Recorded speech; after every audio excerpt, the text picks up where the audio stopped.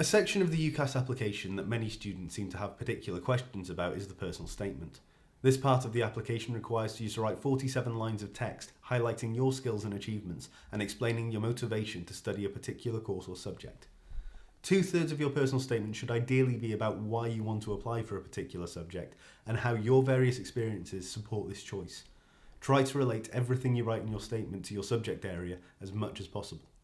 Even though it's called a personal statement, resist the temptation to talk about yourself. Admissions tutors are not so much interested in you than in your interest in the subject.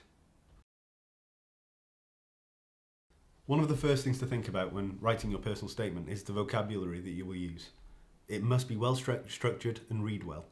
Always use positive language. Try and avoid negatives wherever possible. One simple rule: whenever you say you have a skill or quality, you must demonstrate how, when and where you acquired it. Always use a formal style. It's a personal statement, but it should also be professional. And also try and avoid lots of sentences starting with I. When talking about your course, you'll want to state reasons for the choice of the course. Why do you enjoy the subject? Your knowledge of the subject. What you're looking forward to studying in greater depth. Talk about experiences that have confirmed this interest, whether you want to put theory into practice, and also any taster days, summer schools or higher education experiences you might already have had. It's often a good idea to put in any work experience you might have. Now, this is excellent if it's course related. It shows initiative and enthusiasm, especially if you've organised it yourself. However, even if it's not course related, please remember that all work has benefit. It highlights key skills the experience has helped you gain and develop. It's essential to give example of when you've been responsible. Try and give examples to demonstrate you're self-motivated, self-disciplined, sociable and independent. And remember, it doesn't have to be paid work to be work experience.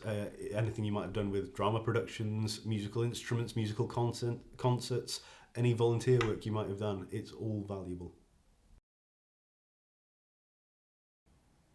It's also useful to put in details of any outside interests you might have. These help demonstrate that you're a rounded person. There are some that you should possibly avoid. Maybe don't put watching TV, reading, socialising. You want things that really show skills that you've developed. So anything like sports, drama or dance, hobbies, any awards that you've won. And as with work experience, consider which skills you've developed and any places where you can demonstrate those skills. If you've taken a year out, show that you have spent your time constructively and what you have gained or hope to gain from the experience. And remember, working is constructive, so really take those skills and demonstrate them. It's always a good idea to round up your personal statement with a conclusion.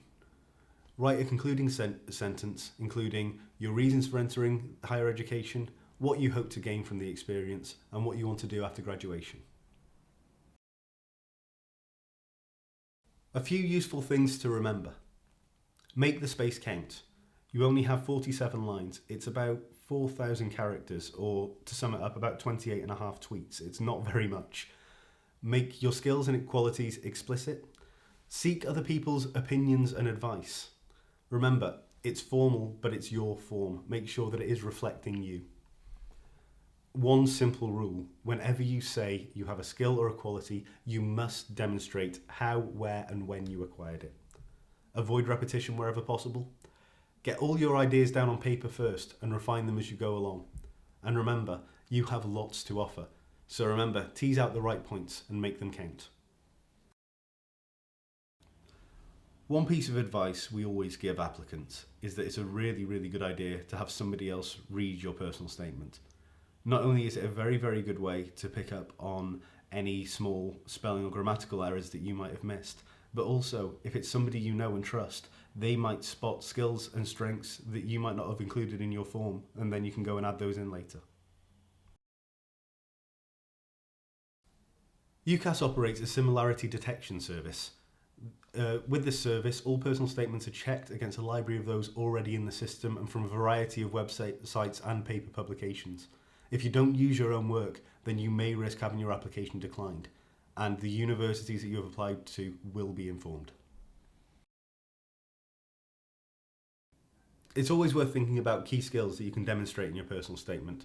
Organisational skills, speaking, listening, working independently, working to deadlines, team working, using initiative, problem solving, and IT skills. So to recap, the things you should be thinking about with your personal statement. Think about the vocabulary, keep it positive, personal, but professional.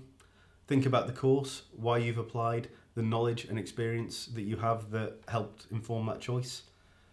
Talk about any work experience you've got and the skills and responsibilities you've gained from that. Demonstrate your key skills. Write a strong conclusion, and wherever possible, have somebody else read it over for you. And the thing to remember is, you don't have to do this all in one go. You can start it on the UCAS website and come back to it as many times as you need to.